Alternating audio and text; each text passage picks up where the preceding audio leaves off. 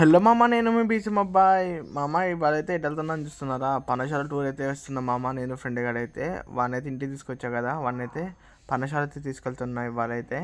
ఇంకా మన దగ్గర నుంచి అయితే పర్ణశాల అయితే 36 కిలోమీటర్లు, తెలిసిందేగా మామ. భద్రాచలం నుంచి అయితే 36 కిలోమీటర్లు ఉంటుంది పర్ణశాల అయితే.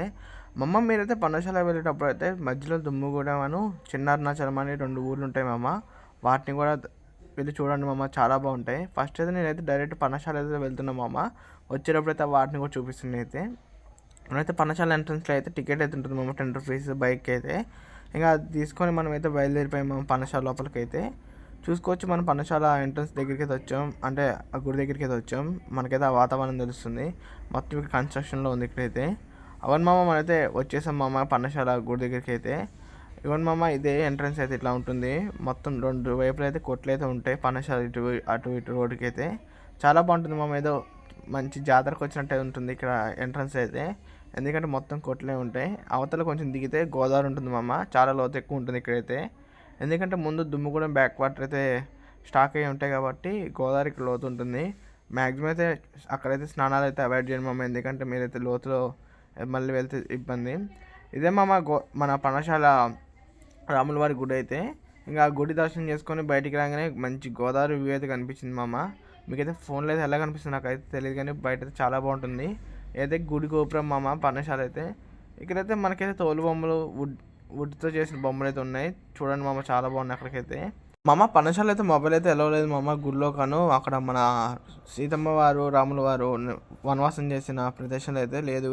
ఇక్కడ కూడా మొబైల్ అయితే ఎలా లేదు మామ. బట్ మనమైతే మొబైల్ అయితే యూజ్ చేసాం వాళ్ళకి తెలియకుండా. అంటే అక్కడ కొంచెం ఓపెన్ అయితే కాబట్టి యూజ్ చేసుకోవాల్సి వచ్చింది మామ. అట్లాగే మళ్ళీ రిటర్న్ అయిపోయాం మామ. మేమైతే దుమ్ముగూడెం అయితే వచ్చేద్దామని అలా మేమైతే స్టార్ట్ అయిపోయాం మామ దుమ్ముగూడెంకి అయితే. ఇక్కడ దుమ్ముగూడెం దగ్గరికి అయితే వచ్చాం మామ. ఇది దుమ్ముగూడెం ఎంట్రన్స్ మామ అమ్మవారి గుడికి.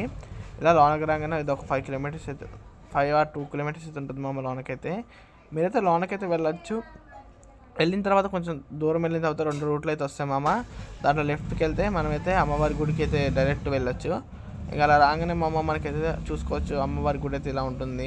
మనకైతే చిన్న గుడే కానీ చాలా పవర్ఫుల్ అమ్మవారు. ఇంకా మేము ఇక్కడికి రాగానే మామ మాకైతే పంతులుగా లేరు. ఇంకా ఆడికి వెళ్ళేసరికి గుడి క్లోజ్లో ఉందని చెప్పేసి అక్కడ నెంబర్ ఉంటే ఆ నెంబర్కి ఫోన్ చేసాం. పంతులు గారు వచ్చారు. వచ్చి మాకైతే గుడి ఓపెన్ చేశారు మామ. ఇంకా ప్రదక్షిణాలు చేద్దామని చెప్తే ప్రదక్షిణాలు చేసి అమ్మవారు అసలు వెలిసింది ఇక్కడ ఉంటుంది మామ. ఇంకా ఇక్కడ ప్రదక్షిణాలు చేసి అమ్మవారి గుడిలోకి అయితే వెళ్ళాం. ఇక్కడ ప్రతి గోడ మీద అమ్మవారి అవతారాలు అయితే చూపించారు మామ. కొండి రేణుకెళ్ళమ్మ అమ్మవారి అవతారాలు చాలా ఉన్నాయి. ఇంకా అలాగే మనకి అమ్మటనే లోనికి వెళ్ళి దర్శనం చేసుకున్నాం అమ్మ. ఇవ్వండి ముత్యాలమ్మ తల్లి, ఆమె దుమ్ముగూడెం ముత్యాలమ్మ తల్లి చాలా పవర్ఫుల్. ఇంకా అలా మనమైతే మళ్ళీ భద్రాచలం రిటర్న్ అయిపోయాం అమ్మ. ఇంకా వస్తుండగా అయితే మనమైతే సరదాగా సెల్ఫీ వీడియోలు తీసుకున్నాం.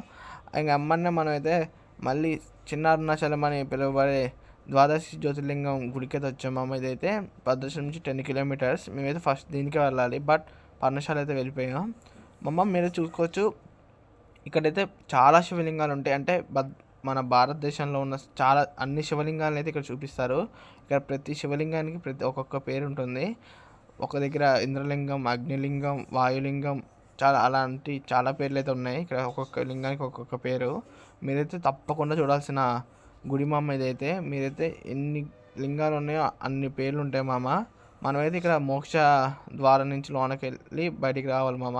ఇదైతే అరుణాచలంలో ఉంటుంది, తమిళనాడు. బట్ ఇక్కడ కూడా చేశారు. ఇదైతే మోక్ష ద్వారం అంటారు దీన్ని అయితే. ఇంకా దాంట్లో దూరి మళ్ళీ మనమైతే శివలింగాలను దర్శించుకోవడానికి అయితే వెళ్ళిపోయాం మామ. మనమైతే శివలింగాలు దర్శించుకొని ఇవ్వండి మామ సప్తం. ఇక్కడ మీరు చూసుకోవచ్చు ఎన్ని లింగాలు ఉన్నాయంటే ఒక 10-15 లింగాలు దాకా ఉన్నాయి మామ.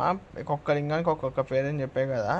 మీరైతే వచ్చినప్పుడు అయితే పక్కా భద్రాచలం వచ్చిన వాళ్ళు పక్కా ఈ గుడి అయితే మిస్ కాకండి. ఎందుకంటే మీరైతే ఎక్కడా చూడలేని లింగాలు అయితే ఇక్కడ ఉంటాయి. మీరు మన భారతదేశంలో వెళ్ళలేని ప్రదేశాలలో ఉన్న లింగాలు కూడా వాళ్ళైతే ఇక్కడ చూపిస్తున్నారు మీకైతే మామ. ఇదైతే శ్రీచక్ర పీఠం ఆకారంలో ఉన్న శివలింగం. తర్వాత మనమైతే డైరెక్ట్ గుడిలోకి, గర్భగుడిలోకి అయితే వెళ్దామని చెప్పి అయితే వెళ్తున్నాం మామ. ఆ మధ్యలో అయితే ఇవి ఉన్నాయి కానీ మామ మీకోండి ఇంకా కొంచెం అయితే ఉంది. అంటే ఒక్కొక్క లింగం ఒక్కొక్క ఊర్లోది మనమైతే చూసుకోవచ్చు. ఇక్కడ మహారాష్ట్ర నుంచి, కేదార్నాథ్ నుంచి ప్రతి లింగాన్ని ఇక్కడైతే ప్రదర్శించారు. మీరైతే ప్రతి లింగానికి అభిషేకం చేయొచ్చు. ఎందుకంటే మనం అక్కడ దాకా వెళ్ళి చూడలేని లింగాలన్నీ ఇక్కడ పెట్టి వాళ్ళు అయితే అభిషేకానికి కూడా ఉంది. టికెట్ అయితే 50 రూపాయలు మామ అభిషేకానికి అయితే.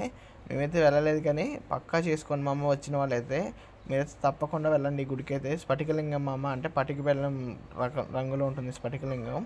ఇదిగో చూసుకోవచ్చు మామ ఎన్ని లింగాలు ఉన్నాయో. మనమైతే చాలా అదృష్టం చేసుకోవాలి ఇన్ని లింగాలు చూడాలంటే. ఒక దగ్గరే ఇన్ని లింగాలు చూపిస్తున్నారు వీళ్ళైతే. దీనిపైతే చిన్న అరుణాచలం అంటారు మామ మా దగ్గర అయితే. ఇక్కడ చూసుకోవచ్చు మనమైతే.